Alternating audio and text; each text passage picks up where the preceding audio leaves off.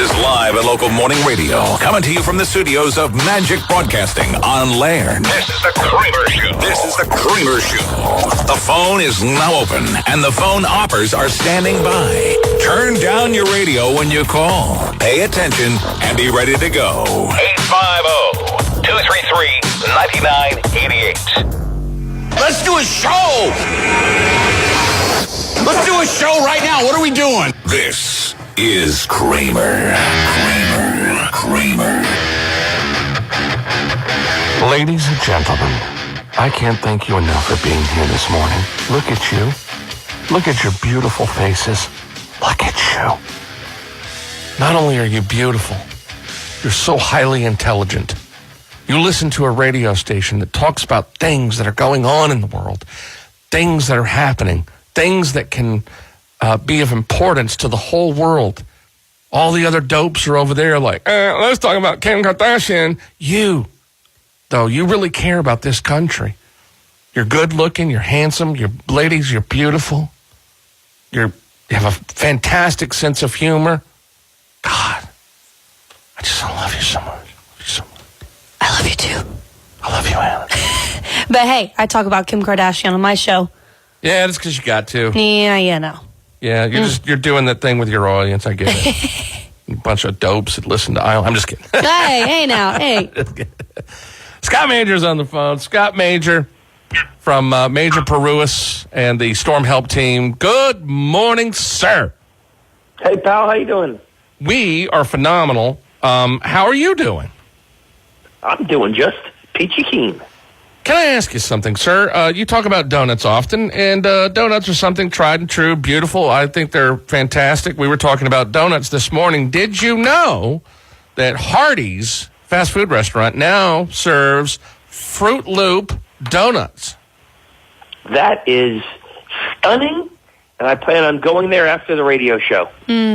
Gosh, what I wouldn't do for a nice line, man. Warm batch of Fruit Loop donuts from Hardee's.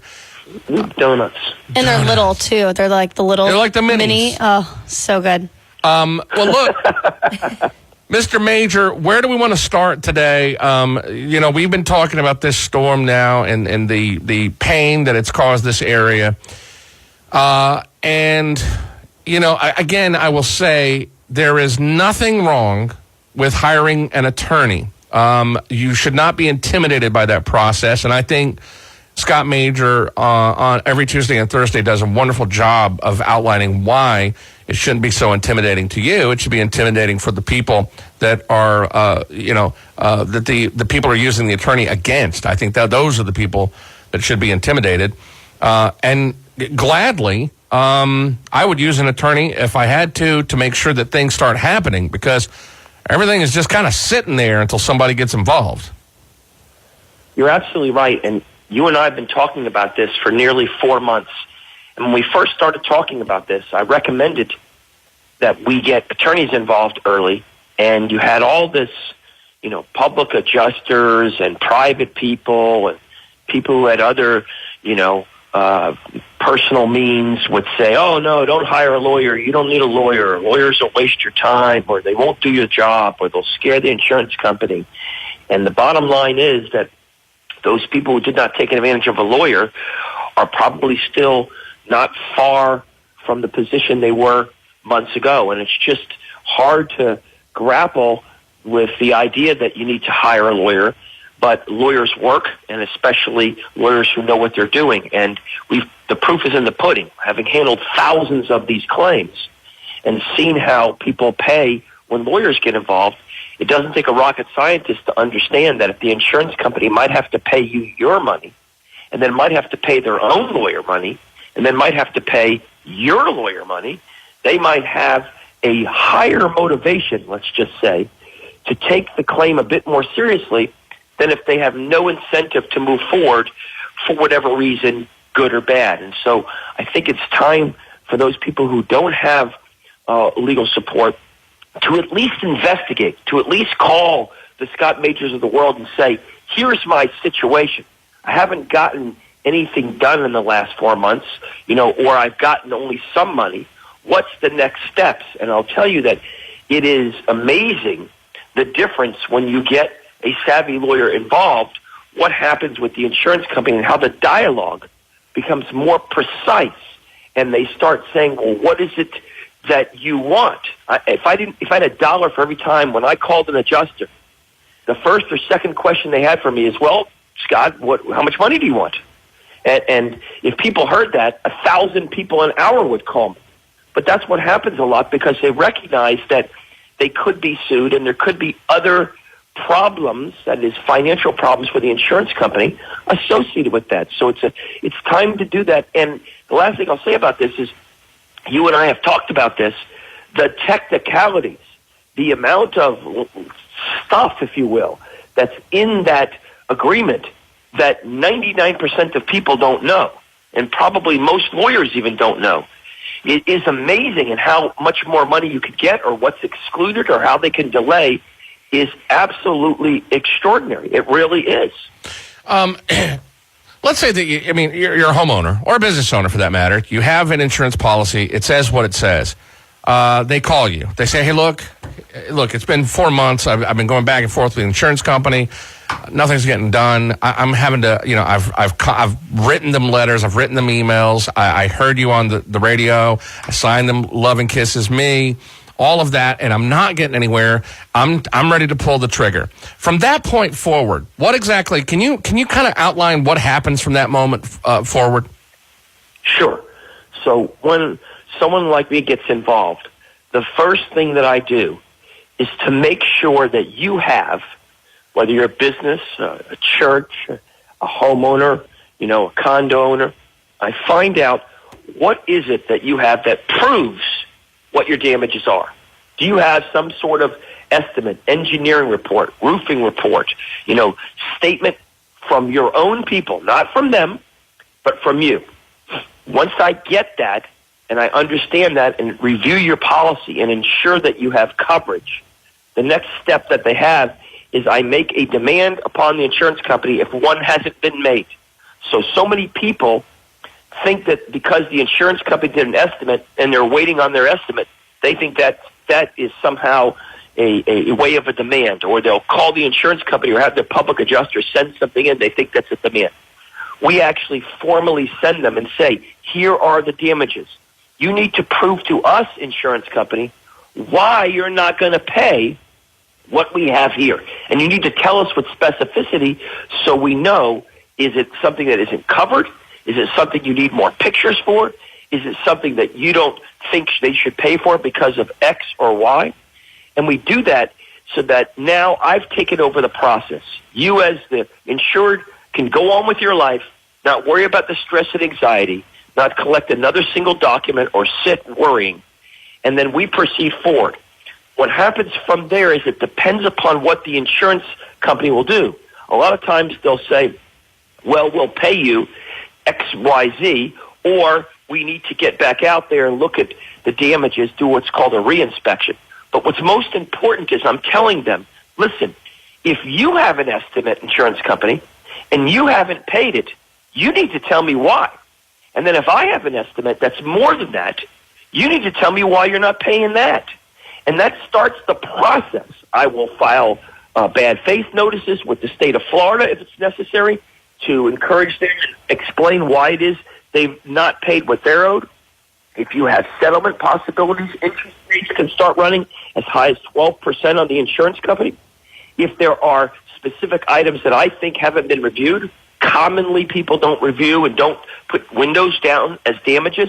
They think because their windows work today, they're fine.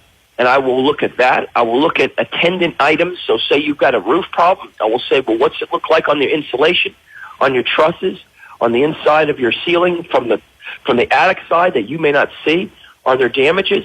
If you have some wall damage because some water got behind it, has all the walls been evaluated? Have we shot infrared or nuclear testing devices to find out those things? Because I want to maximize your claim. And by doing that, I put the fear of God into these insurance companies and these death level adjusters, and they desperately want to get that claim closed. And once you start doing that, you can start to see the amount of stuff that they'll be worried about in you finding fault with them, because they don't want that. They don't want you to have to elevate it over their head or to embarrass them or to show that they're not paying a claim that may expose their company to up to 3 times the amount, plus attorney's fees, plus having to pay their own lawyer on top of that. That would be a lot of money. Yeah. And that's just the start.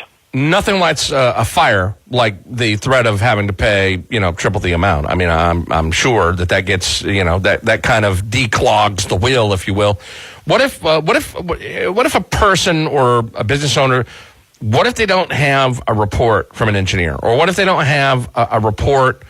They haven't paid somebody to come out and do a report on the damages. Sure. So we'll send some people out there because we have a whole team of people.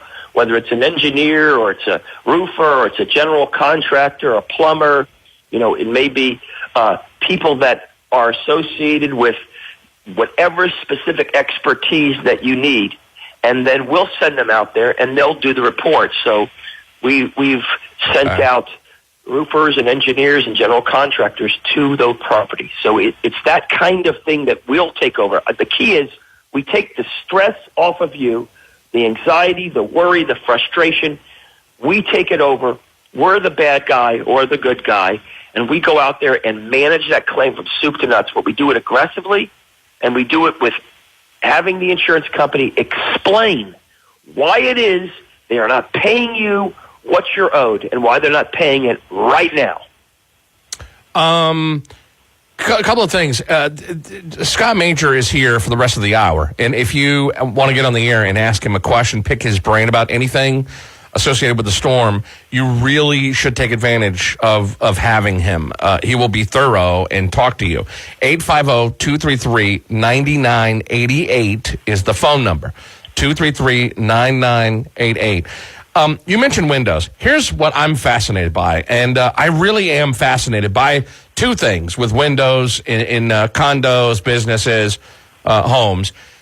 I'm amazed that damage is not damage if the insurance company thinks that, hey, that window looks perfectly fine to me. Well, you got this right here. This is bent. It's not going in right. This over here, there's wind blown into this area right here. Nope, sorry. The other amazing thing about windows is that the insurance company can say, well, that's that damage right there. Of course, that's damage. But you know what? That wasn't due to the storm. That was there probably 5 years ago. Then you got to go and what do you have to do? Get an engineer to go in there and say, no, these windows were damaged by 150-mile-an-hour winds pretty clearly. Things like that are happening that I'm hearing about often blow my mind. Yeah, the amount of phone calls we receive, either from the radio or from other people out there in the community finding out how successful we can be is profound. And again, the answer is that you're going to see lots of insurance companies say this isn't covered, or it's wear and tear, or it's a construction defect, or excluded because of some bizarre language in the policy that you weren't aware of. The bottom line is that if you take a look at, for example, windows, they look really good. Look like they are, sound and operational. But in reality, what happens is those particular windows, in almost every single case, those windows are damaged and need repair. It's because if you have 150-mile-an-hour winds, for any period of time, you're going to have pressures called positive and negative pressures pushing on the window and moving back. And even though the window doesn't fail, what happens is where the window's seated, it gets loose. And then water and debris and things can get behind it. The screws could be bent. And so what happens is in all these cases and I see it thousands of times, the leaks start occurring 6 months, 9 months, 12 months from now. And then you start to understand, well, geez, it looks like the wind is bad. You don't know what the problem is. You make a claim a year and a half or 2 years from now, and they say that has nothing to do with the storm, and good luck trying to prove it. So it is so important right now for people to take this as serious as a heart attack and understand that you need to do a thorough review. You need to make sure you make these claims and then let the insurance company explain why it is those damages aren't real. And you'd be amazed amazed at how many times the insurance company cannot support their denial or refusal to pay money. It's just extraordinary. The layperson, the listener, doesn't know that. You and I don't know that. Look at how much you've learned in 4 months just from us talking. Oh, it's amazing. And how many technical things you didn't know. You go, oh, my goodness.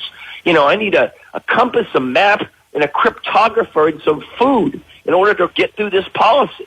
Yeah, it's stunning. We got to take a break. You get on the air with Scott Major. Fire your questions, all right?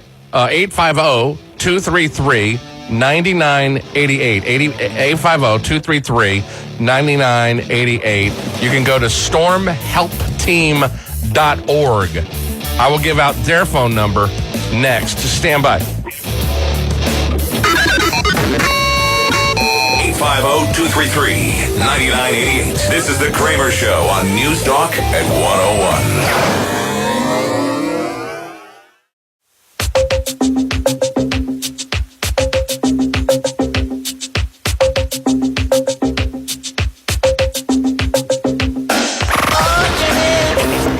Alex Jones from InfoWars, and you're listening to the Gorilla Kramer on NewsTalk 101. Scott Major with us. Scott Major, attorney at law. Scott Major of Major Paruas and the Storm Help Team. Here's how to get in touch with them off the air and get them to work on your claim. 844-800-LAWS. 844-800-LAWS.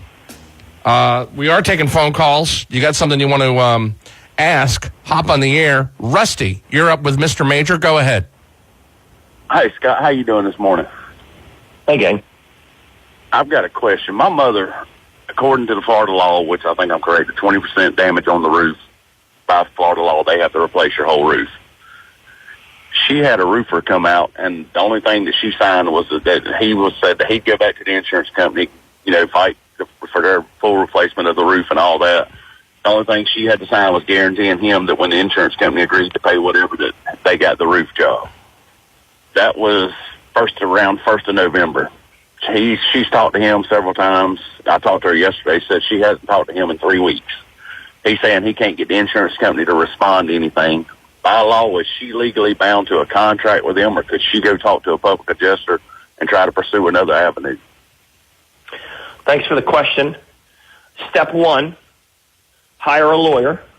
Step 2, hire a lawyer. And step 3, hire a lawyer. I got you. That's the number one thing. The most important thing is to get somebody to look at that contract and see what your legal rights are. If you decide you want to hire a public adjuster instead, you need to make sure you understand what your legal rights are with regard to that roofer, so you don't end up having to pay a public adjuster and a roofer, and then maybe a lawyer on top of that. I got you. So most important thing is to find out what your legal rights are. The second thing is, if you are a listener and you have been waiting for the insurance company more than 3 days, more than 1 week, you need a lawyer. You need somebody to step up to the plate and find out why the insurance company is not paying. Now, it could be a number of reasons. Number one, it could be the insurance company never really got the paperwork that your roof, public adjuster, or you sent. Number two, it can be they need more information. They either sent it to you through some letter that you didn't get, or for whatever reason, they've called or contacted your representative and they haven't provided it.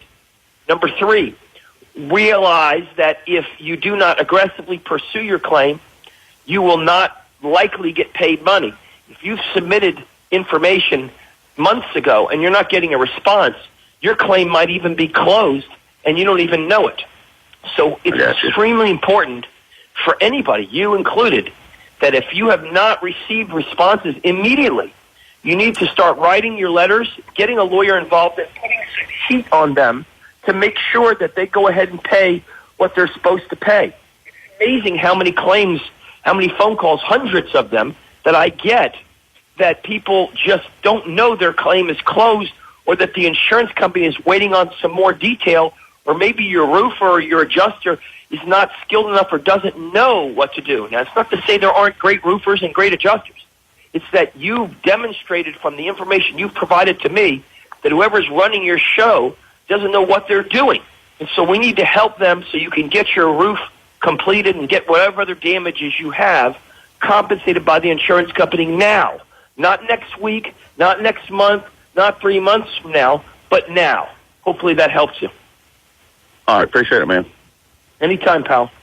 I like the excitable Scott Major. That's what I like. Because, like, if I get somebody on my stuff, I'm already angry. You know what I'm saying? I'm already upset. No doubt. And I like the emotion because it shows tenacity. I mean, people look, I'm not even kidding. I'm not joking around. It's not a joke. I really mean that. Like, people here are tired. People are ready to get things moving. It's almost criminal that the insurance companies get to sit on everybody's money and make money off that money that they're supposed to be giving people while they're sitting and living in tents. We have people living in the carports in tents because there's trees on their homes 4 months after a storm. Get out of here. I can't tell you enough, Kramer. It is so disgusting. It is so aggravating. It is so frustrating. And you saw from early on when you and I started talking 4 months ago, I was screaming at the top of my lungs, please, people, do not wait. Please, get me involved. Please, or get somebody who's equally aggressive or equally passionate, who really cares about your claim as if they were a family member. And if you do this, what happens is you get paid, or you find out they're not going to pay for stupid reasons, and then guys like me have to step in and take them out. I mean, this is the way it works. If you don't, take charge of your claim, it's going to eat you. And that's what's happening to people. Stand by. We'll be right back with more phone calls and Scott Major next. The Kramer Show will be back in a sec on NewsTalk at 101. De-wussifying America one show at a time. This is the Kramer Show on NewsTalk at 101. 7:34.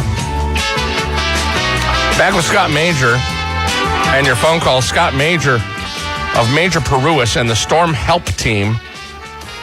You may go to stormhelpteam.org, and you can also call during this hour and get on the air and pick his ear and talk to him, ask him questions. He's right here, 850-233-9988. Let me go to Jeff. Jeff, you're up with Scott Major. Hello, sir. Hey, hello, Kramer. This is Jeff again. I wanted to ask Scott about this situation that I'm in. We hired a water mitigation specialist early on. They came in and helped me, demo the areas where we had water intrusion. And really the only tool that they used to analyze damage was a moisture meter. I'm wondering if they're supposed to use more, or are they governed under certain protocols that they have to follow? And do they just come in and do demo and then leave, or are they supposed to provide you with a clearance report that you don't have mold in your house anymore, or do you know any of that information? Sure. Good question. And the answer is part of what these remediation companies are required to do is set forth in their contract with you. So you want to have a contract with them that sets forth what they're going to do. But generally speaking, whatever they're supposed to do, they're supposed to inform you of. What they should do is they should do a thorough analysis of the property, including determining every place where moisture is at or could be at. You can use a moisture meter, which is essentially an infrared device. There's also nuclear testing devices that are even more specific. But you want to look everywhere where there is this moisture, determine what that is, take pictures of each section so it's documented and you can show the insurance company that it's supported by the meters. And then they're supposed to provide a scope of work, a detailed estimate as to what it is they're going to do. They're going to strip down that drywall. They're going to replace those walls. They're going to pull out your carpet. They're going to demo, and they're going to replace those items, or they're not going to replace those items. And whatever they contract to do is what they're required to do. If you don't have a contract, then what's going to happen is they may do partial work, not complete the rest of the work, and then expose you to other types of problems. If their actions create other problems, such as they leave areas open and it creates mold or those other problems they could remediate, they could be responsible. But more importantly, the insurance company may not be responsible if they didn't document and send that information to the insurance company and demand that they correct those items and tell them that if they don't, there's going to be consequential damages in the form of mold. That's why I tell people all the time, get a hold of a lawyer, public adjuster expert, so they can help you guide you through this process to make sure these people do these things. The best way for you specifically, if you have a problem and you're not sure, is either to call the 844-800-LAWS number and have one of our team members evaluate your chronology, evaluate what's happened to you personally, and determine whether or not there's some obligations on behalf of that company to do things. Or alternatively, call your favorite public adjuster and have them assess that. But most importantly, you need to make sure that you take action to find out what they have done, what they haven't done, what kind of damages there are, and does the insurance company know about all these damages, and what steps have the insurance company made to recompense you for those problems. Okay. Any questions? One thing that worries me is getting other people involved with my claim, like getting an attorney, a GC. I've already got more or less 2 GCs right now. How do we pay all these people? Is it going to come out of my insurance settlement? Yes. So what happens is your general contractors or any vendor who's providing services will presumably be paid by the insurance company, and I would not contract with any one of them unless they agreed to be paid their total amount from the insurance company. You do that by contract. Having said that, it's equally important that if you don't take action now, if you don't get a lawyer, for example, involved, you may end up with either no money or less money or other problems that cost you money. So you get some money for the damage, and then all of a sudden you got to fix your own mold problem because you have a mold exclusion. The lawyers get paid. I know that we're less expensive probably than most because we're doing something special for the Panhandle. It's 10% before you go to a trial or a formal hearing. So what happens is it's not an excessive amount of money, and then once we sue, if we have to sue, we try to seek as much of that money back from the insurance company. Oftentimes, you end up with a free lawyer or a low-cost lawyer because the insurance company has to pay some of those fees. But whether you hire a lawyer or other professional, it is critical you get somebody who's the smartest person you know to be able to manage these claims to reduce some of your stress, your frustration, your confusion, and somebody who's going to be aggressive and get out there and get you your money now and rectify any problems that you might have. And every listener should be doing that now. It's time to take charge of your claim, and even though you thought you might have, you need to get the professionals involved that can solve your problems permanently. Thanks for the call. Okay, good advice. Thank you. All right, very good. Thank you, Jeff. 850-233-9988. By the way, I wanted to mention the address, 433 Harrison. You can go and sit down and talk to an attorney and just take as much documentation as you have and just sit down with them. 433 Harrison. Which is right over here. Mold, I hear about mold constantly. And I also hear, too, that people are having a lot of problems with some of the mold, the companies that do mold. Almost daily I hear something about that. It seems to be... Kramer, we're talking 4 months in, and you and I feel the pain, the awful pain of person after person after person who's not getting the full payment, who's still out there, sometimes not with their own estimate, who's being pushed around by their own vendors, either through the vendor's negligence or malice. You're having problems with finding an avenue to understand what your rights are, and there's just no short way to do this other than getting an expert like a lawyer involved. I mean, you and I feel the pain of these people. It's angering for us. It's not even our property. It's frustrating. It's upsetting. But you need to get people who are going to go in with WMDs, with weapons of mass destruction, and get you all of your money, or at least decrypt for you what you need to do. Is the problem your own remediation company? Is the problem your roofer? Is it that you have a great general contractor, but that person just doesn't know the nuances of how to get you your money quicker, but they're very smart at what they do?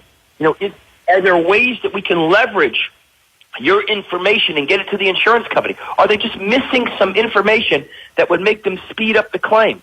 Are they not aware of the statutory prescriptions that are in Florida that would require the insurance company to do a lot more than they're doing?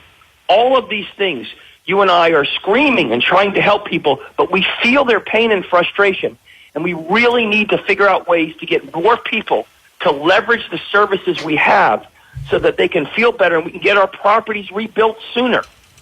You agree?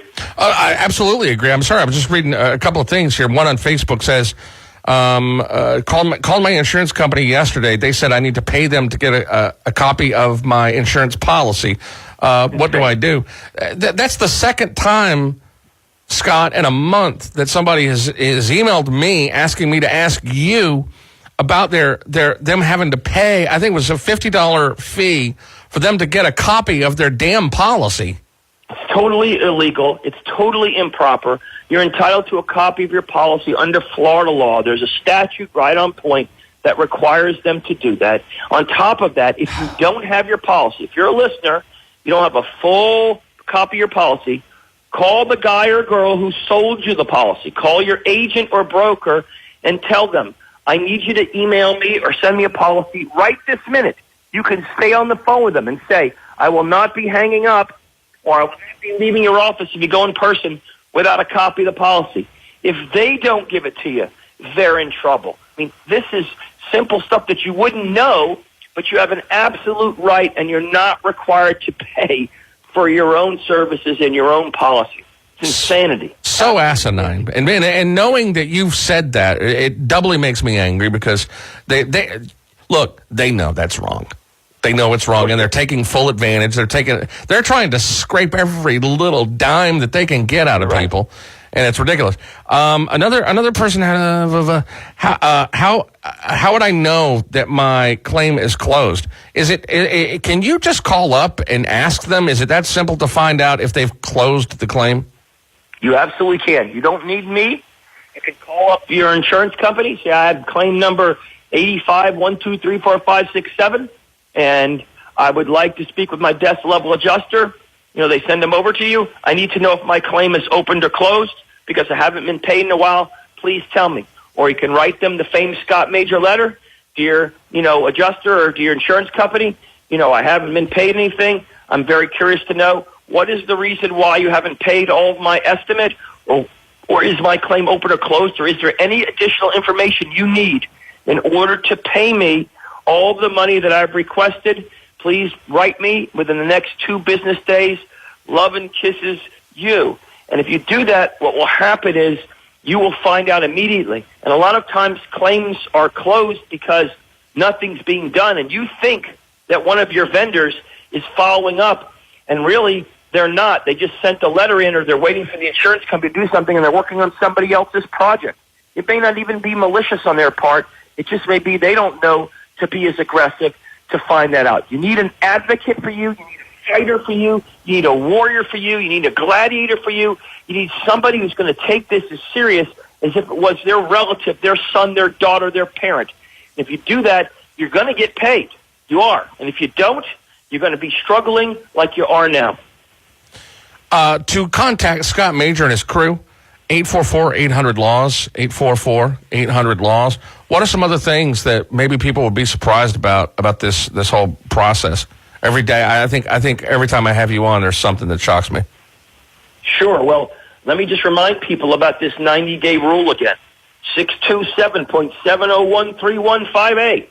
It says, within 90 days after the carriers receive notice of a claim, in other words, from the 90 days of reporting the claim, the insurance carriers shall, let me repeat, shall, not may, not hope to, shall pay or shall deny that portion of the claim or that entire claim unless the failure to deny it is put forth by factors that are beyond the control of the carriers. In other words, unless they've asked you for information and you've refused to provide it.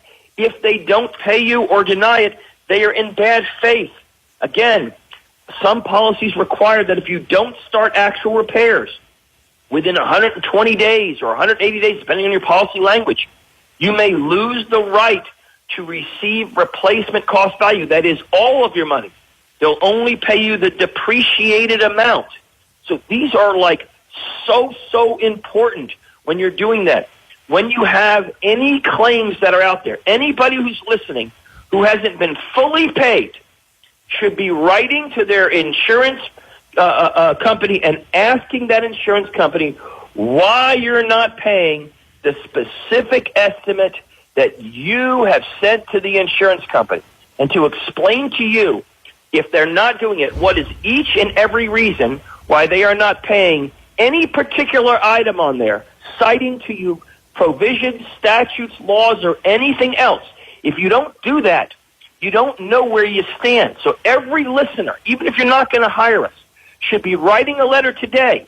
Dear insurance company, I provided you with the estimate or the demand or whatever you said for X dollars. If you want to detail it, if you want to say it's included again here, and you write them or email them, however you want to do it, return receipt on your little email thing, so when they open it, you know, and if they don't, you know that, and you say, hey, you need to tell me the status. And if you do that, I'm telling you, you all are going to be educated in a way that may be frightening, stunning, exciting, depressing, frustrating, or 7 other words, all of which may lead you to say, I need the donut lawyer in order to help me. So 120 days, if you don't start repairs, the insurance company can say, hey, sorry. Yep, they can say, we're only going to pay you the fair market value. So it's right in your policy. That means if you had a roof, which was a $20,000 roof, and it had a 20-year lifespan, and your roof was 15 years old, and you didn't start work within the time prescribed by law, they don't owe you $20,000. They owe you $5,000. I mean, come on. Let's make sure we know what these words mean.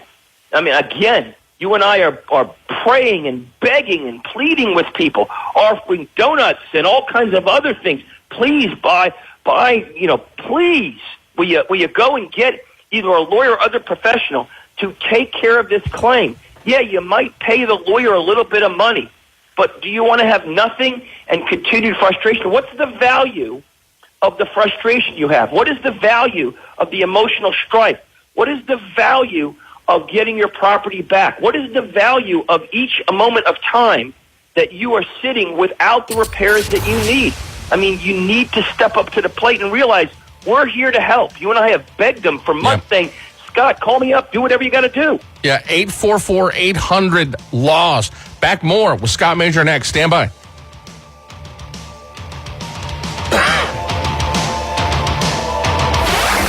We talk about what Panama City is talking about. More Kramer next on News Talk at 101.